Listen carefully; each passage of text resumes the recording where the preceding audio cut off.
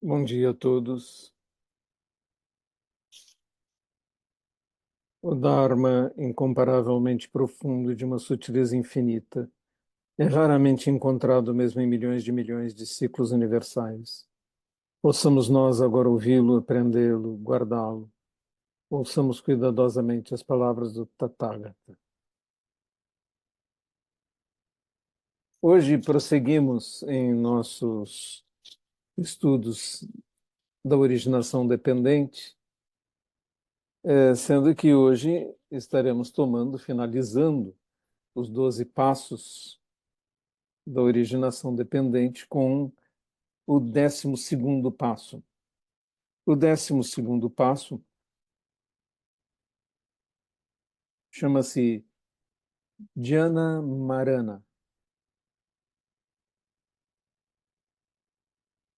O significado é velhice e morte. Jnana também pode ser entendido como mente ou consciência. E aí, no caso, consciência do final. Lembram que nós falamos sobre nossa conduta em relação à vida? Começamos sempre com a ignorância, que gera cada um dos nossos estados mentais, e chegamos no 11º elo, a imagem do equilibrista, aquele que tenta equilibrar todas as coisas, manter os pratos do seu número circense girando. E temos então os pratos do trabalho, das finanças, dos filhos, da nossa imagem, das coisas todas que criamos acerca da nossa fantasia de viver, e nessa fantasia tentamos sustentar todas as coisas girando, mas chega um dia, inevitavelmente, que o equilibrista cansa e que as suas condições de manter tudo sustentado, girando, sem cair, essas condições cessam. E podem cessar por condições físicas, podem cessar por condições externas, por interferências externas. Pode vir um grande vento e derrubar os pratos.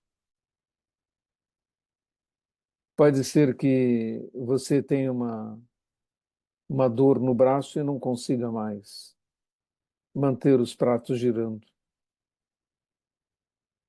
Então, quando o equilibrista não pode mais manter girando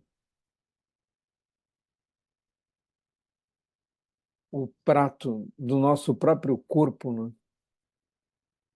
Da nossa existência, da nossa saúde, surge a morte, a queda. Então os pratos caem.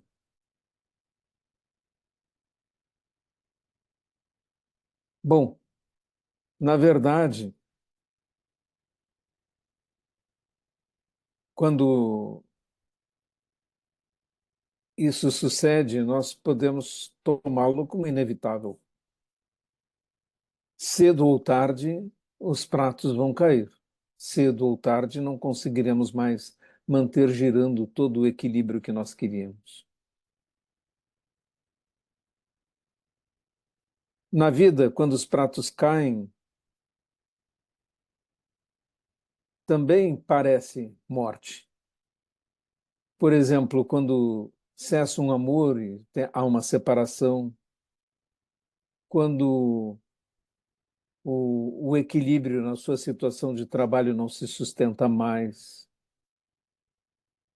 e você é demitido, por exemplo, ou a empresa quebra, Ou você tinha uma empresa e há uma falência, ou há uma pandemia e o negócio que você tinha torna-se inviável dentro daquela nova situação. Você não sabe. Mas tudo isso, a nós, parece com morte, parece o fim e parece que não tem sentido nenhum. Como numa separação em que os filhos vão embora, junto com o cônjuge, e surge uma sensação de que não há sentido em viver, porque todo o sentido que você tinha sido colocado naquele equilíbrio, daquela situação. E aquela situação não se sustentou e você tem uma sensação como se fosse morte. E a pessoa se sente muito perdida e fica deprimida. Ou sofre com o fato de que aqueles pensamentos, os pensamentos sobre a situação anterior, são recorrentes, invasivos, não saem da sua cabeça a todo momento, eles estão lá. Se você for fazer um sexim com uma situação como essa, os primeiros zazens não serão mais do que a rememoração, o reviver de todas as situações, o imaginar novas situações, como poderia ser se fosse assim, se eu não tivesse feito isso, se eu não tivesse feito aquilo, etc.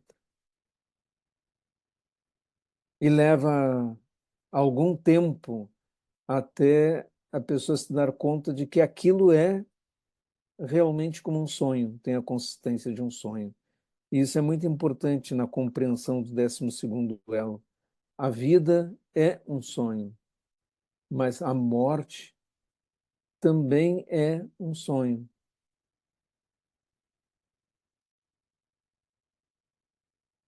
Naquele livro Além do Pico da Montanha, que acredito que muitos de vocês já leram, há o início contando a experiência meditativa como se fosse a experiência de um sonho de morte. Porque à medida que você pratica a meditação, ganha habilidades de experimentar eventos da própria mente. E, inclusive, eu inicio o livro contando uma experiência onírica de morte, com uma sensação igual à que é descrita pelas pessoas que têm experiências de quase morte. Isso me deu a certeza de que a morte em si não é uma coisa ruim, é uma coisa bastante boa. Assim como quando você está muito cansado e tudo que você quer é dormir, e se deita numa cama e abraça o travesseiro e é delicioso. E a morte não é diferente disso.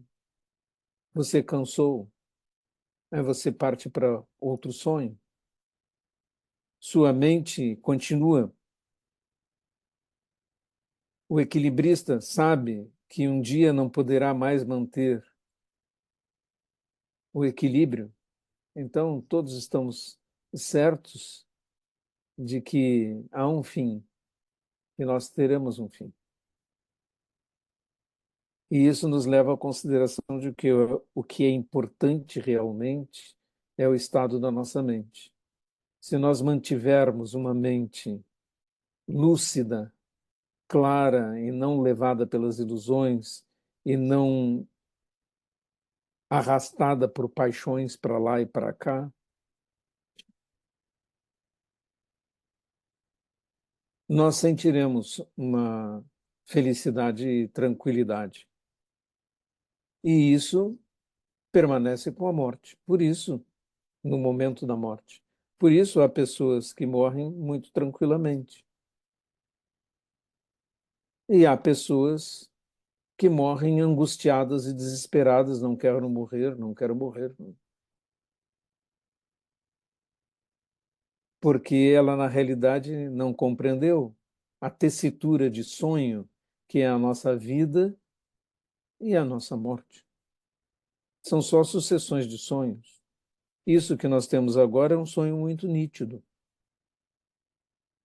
Ele parece uma coisa que nós chamamos de realidade.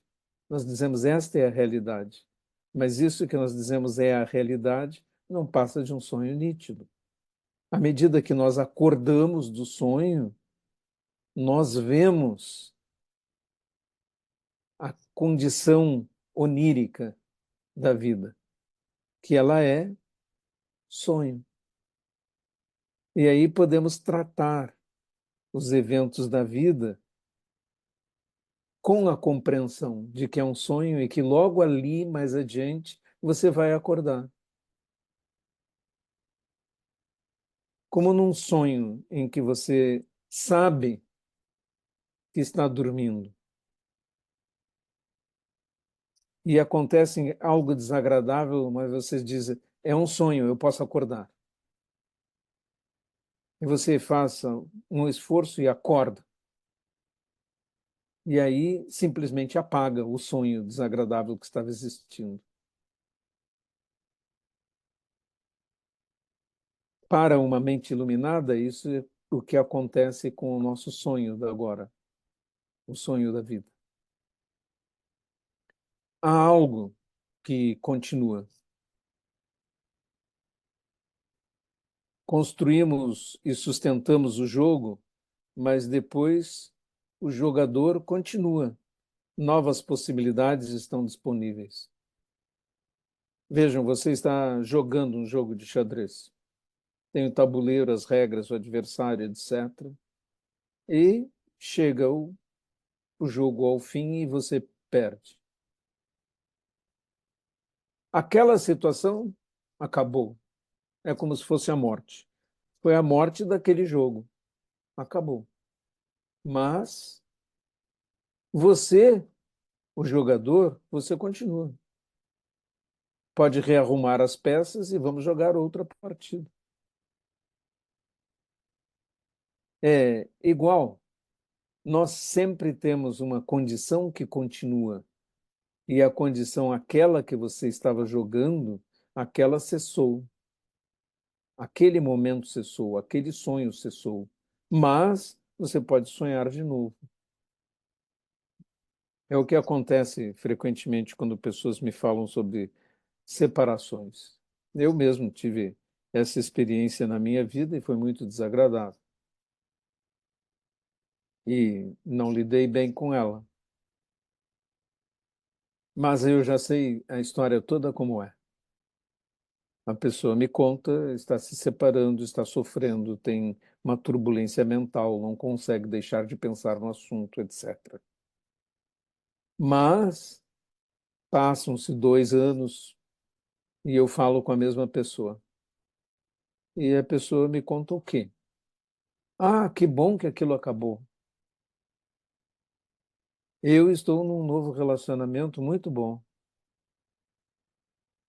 E até queria esquecer que existiu aquele relacionamento antes, né? Porque saiu de um sonho e entrou no outro sonho. Já é outro sonho, o sonho anterior não existe mais. E todos os eventos da vida são assim. Mesmo os eventos mais traumáticos, mais difíceis, mortes, perdas, elas têm essa característica. Passa o tempo e tudo muda. Parece, para mim, por exemplo, que já estou me aproximando dos 80 anos, parece que são várias vidas. Houve uma vida que foi assim, que vivi numa cidade assim, né?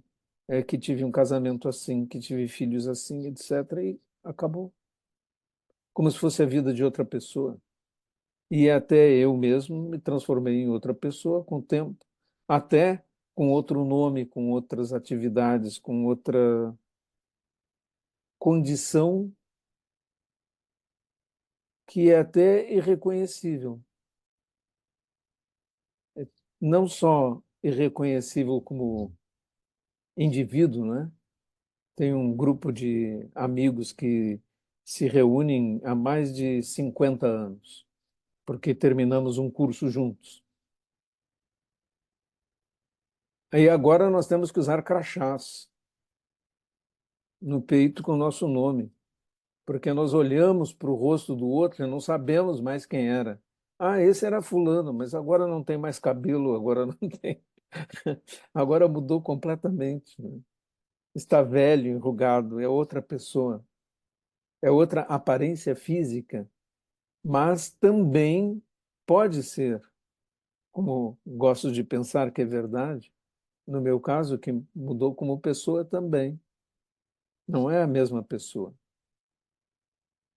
porque você tem essa oportunidade de mudar na vida e sonhar outro sonho, mudar tudo. É possível. Então, vimos que quando acaba um jogo e quando acaba uma fase, outras possibilidades estão disponíveis, porque tem algo que continua sempre. E isto é a nossa condição kármica também. Você tem um karma que continua.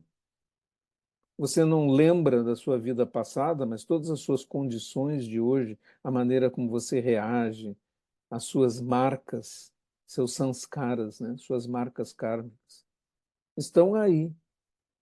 Elas permanecem. Você não lembra, mas elas permanecem. Assim como você não lembra de ter aprendido a andar, no entanto, você anda. Então você sabe que houve um momento em que você aprendeu a andar. É uma vida da qual você não tem recordação alguma, já se apagou. Assim também as vidas passadas que construíram o karma que você está hoje vivendo, que está gerando sua identidade de hoje, esse karma é a sua verdadeira essência. De modo que se você mudar sua mente e seu karma, você muda suas existências. E é assim que um assassino pode vir a se transformar em um Buda. Transformação contínua e extensa torna tudo possível. Assim, a vida é um sonho e a morte também. Somos arrastados por nossos impulsos. E sendo um sonho,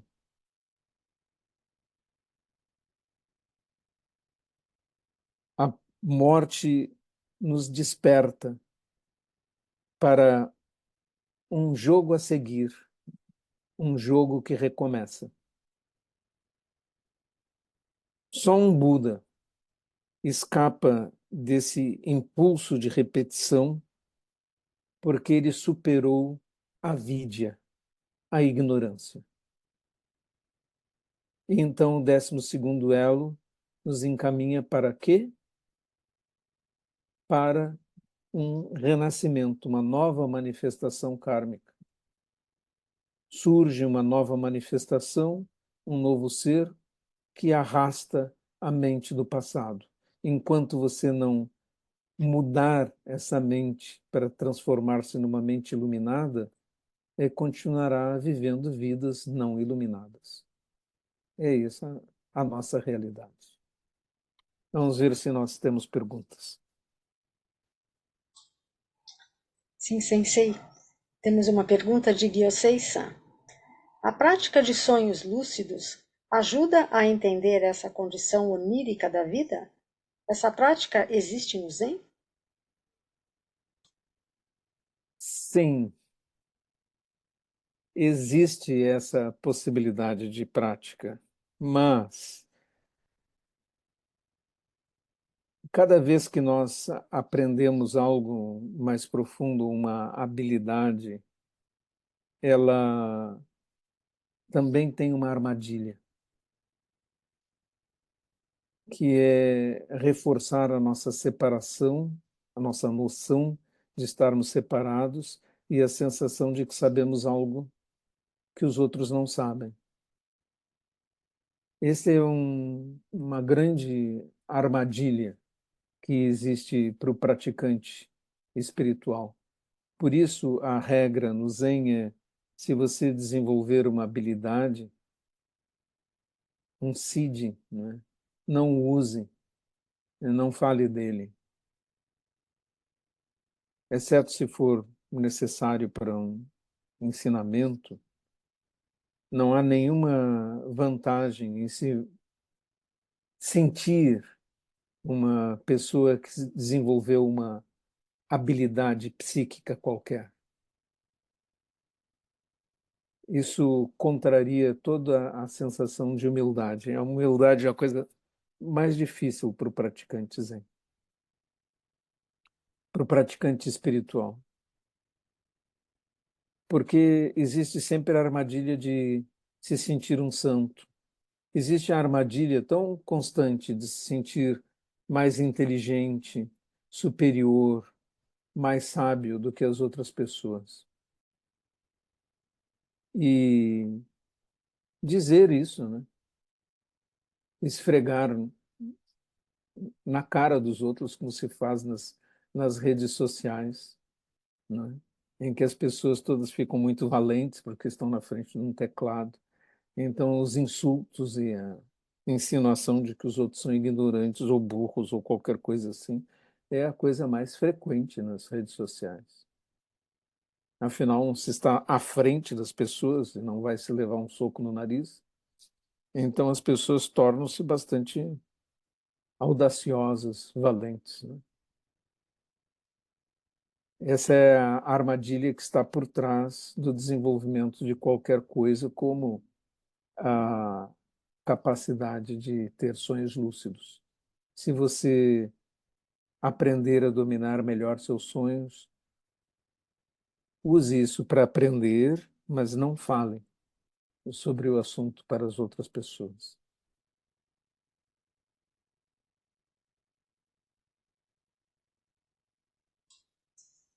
Sensei Lígia San pergunta: como explicar o karma se manifestando em uma população que só aumenta com o tempo? Na época de Buda, deveria haver pouco mais de 800 mil pessoas. Hoje são 8 bilhões. Você está pensando que... Acho que é um pensamento que provém do Espiritismo, não é? É, de que existem espíritos apenas humanos, não é? Mas as coisas não são assim. Todos nós, assim como biologicamente já fomos animais unicelulares, já fomos mamíferos no passado, 500 mil anos atrás, talvez parecêssemos humanos, né? Mas 60 milhões de anos atrás, não havia nada que remotamente se parecesse com o ser humano de hoje, né? Os mamíferos que sobreviveram àquele período eram quadrúpedes, né? Assim como biologicamente nós fomos evoluindo, também em termos kármicos é a mesma coisa. Há pessoas que nós encontramos e dizemos assim, mas parece um animal.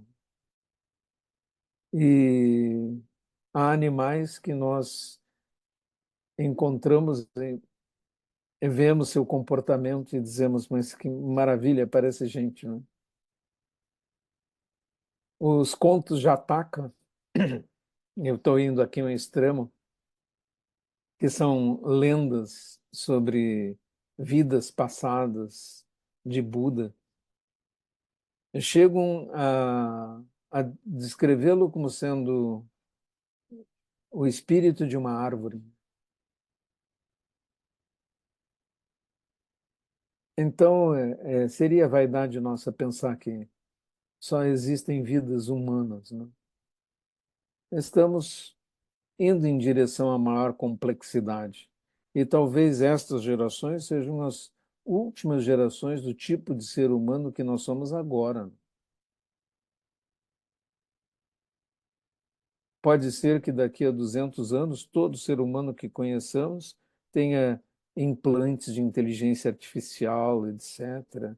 Google implantado na sua própria cabeça, etc. E nunca mais possamos dizer que uma pessoa não sabe uma coisa porque está tudo disponível dentro da cabeça dela naquela hora, não? Não seria um ser humano parecido com os que nós somos agora. E talvez nosso tempo de vida mude e tudo mais. São mudanças muito grandes. E talvez esses seres de daqui a 200 anos olhem para os seres humanos de hoje como nós olhamos para os chimpanzés.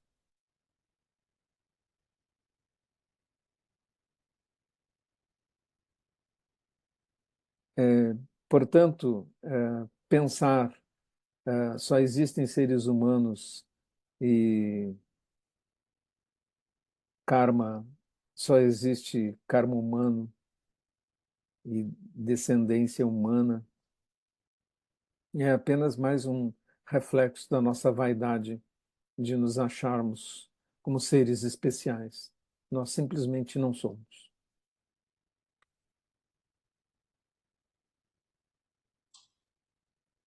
Maria Sá pergunta: usando a metáfora de um fole, é como se cada prato que cai fosse um fole se fechando. Depois ele vai enchendo e vai nos ajudando a ter força para continuar. Sinto que o zazen é um fole. Está certo pensar assim? Bom, todas as analogias são interessantes, mas não existe analogia sem limite, né? Ela é uma analogia, né? Ela pode nos ajudar a entender um determinado aspecto de uma coisa, mas não vai nos fazer entender todos os aspectos de uma coisa, porque ela é uma analogia. Ah, não me parece que ajuda muito nós pensarmos que cada prato que cai vai se transformar em alguma coisa, né?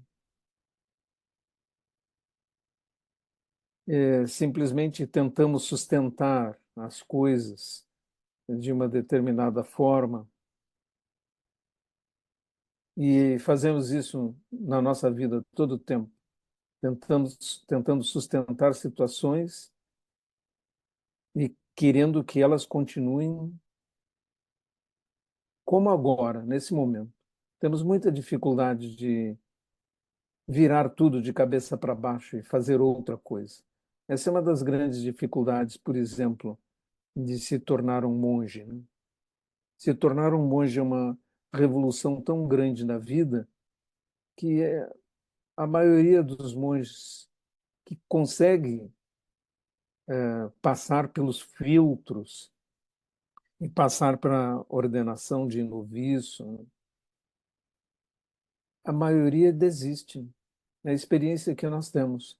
Em algum momento, aquilo tudo, aquela revolução na vida é demasiada e a pessoa não consegue ter força para continuar uma revolução tão extensa. E isso deve ser pensado por todas as pessoas, porque frequente demais que me procurem com a ideia de eu gostaria de ser monge. Você tem que pensar, eu estou disposto a morrer para a vida que eu tenho agora e abandonar todos os sonhos ou objetivos e tudo mais, e nunca mais ter esse tipo de sonho e trocar por outro sonho, por outro tipo de realização.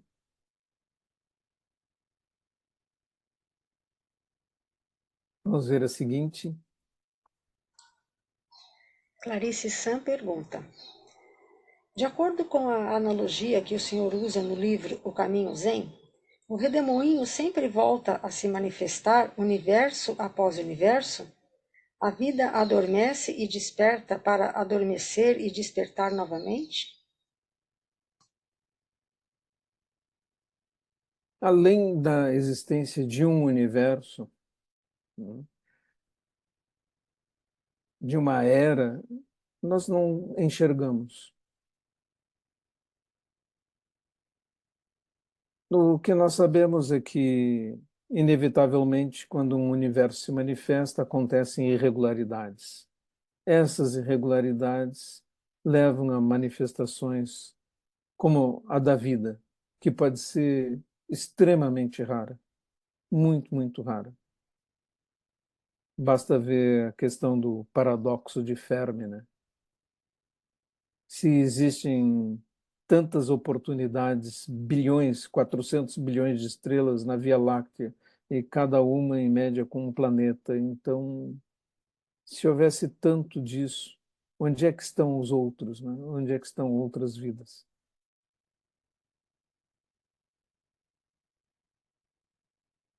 E talvez a quantidade de filtros de fracasso na existência da vida seja tão extensa, sejam tantas coisas que precisam acontecer para que exista uma vida inteligente, que esse fenômeno seja muito mais raro do que nós pensamos. Então, uma manifestação kármica, ela cessa nesse universo quando há um despertar completo, não é? Um Buda não gera mais novas vidas, um Buda se extingue. E, dado o tempo suficiente, todos que estão aqui nessa palestra um dia serão Budas, porque todos têm condição búdica, todos têm uma semente de Buda dentro de si. Dado o tempo suficiente, todos os eventos possíveis sucederão. Então, todos que estão aqui, é uma questão de tempo, vão despertar.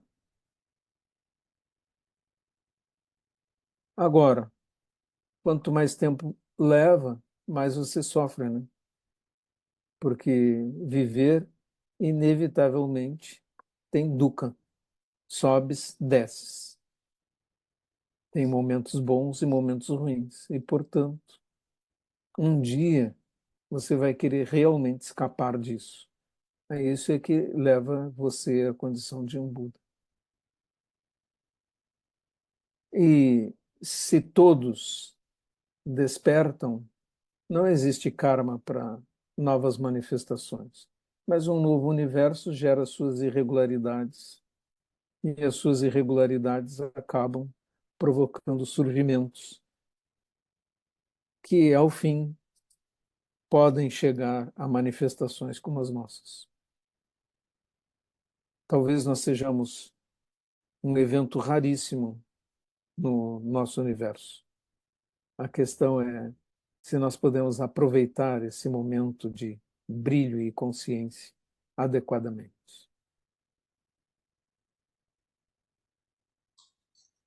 Sensei, não temos mais perguntas. Muito obrigado a todos por assistirem essas palestras e já vou pensar qual vai ser a sequência de assuntos dos próximos sábados.